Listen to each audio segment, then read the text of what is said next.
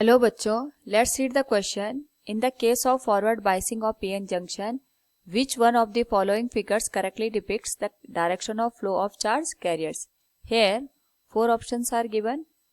Now, first of all, we will discuss here the key concept, which is biasing in PN junction.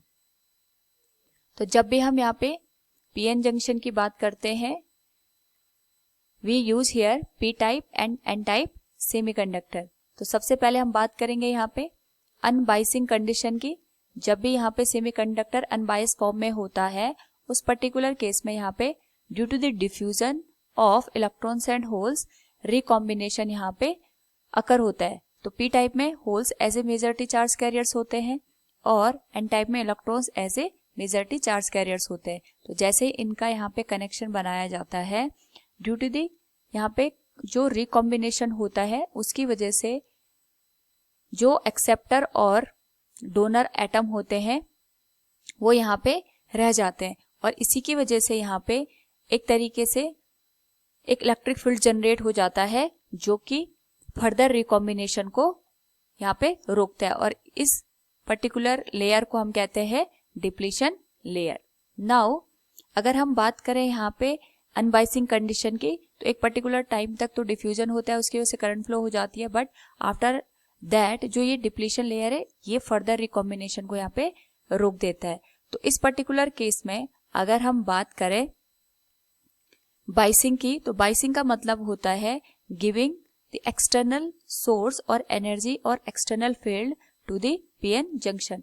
यहाँ पे ये आ गया depletion layer. In unbiased condition P type में negative ions होते हैं और एन टाइप में पॉजिटिव आयंस होते हैं. यहाँ पे electrons as a majority charge carriers होते हैं और यहाँ पे holes as a majority charge carriers होते हैं.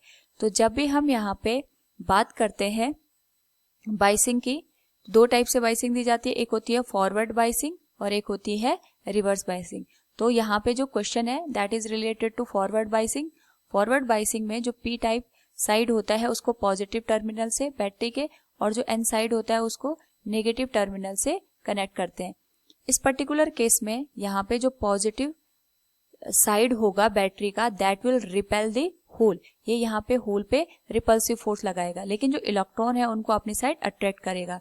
अगर हम यहाँ पे देखें नेगेटिव साइड की, तो जो नेगेटिव टर्मिनल है that will repel the electrons but that will attract the holes. तो इस तरीके से जो इलेक्ट्रॉन्स होंगे वो लेफ्ट हैंड साइड मूव करेंगे और जो होल्स होंगे वो राइट हैंड साइड यहाँ पे मूव करते हैं. तो इस तरीके से यहाँ पे जो इलेक्ट्रिसिटी है वो बाइसिंग की कंडीशन में फ्लो होती है. So from the given question अगर हम देखें तो यहाँ पे जो होल्स होंगे वो नेगेटिव टर्मिनल की साइड आएंगे और जो इलेक्ट्रॉन होंगे वो पॉजिटिव टर्मिनल की साइड यहाँ पे मूव करेंगे. So from the given figure जो सी डायग्राम दे रखा है वही इस कंडीशन को यहाँ पे सेटिस्फाई करता है. So we can say option C will be the correct answer. Hope all you understood it. Thank you and best of luck.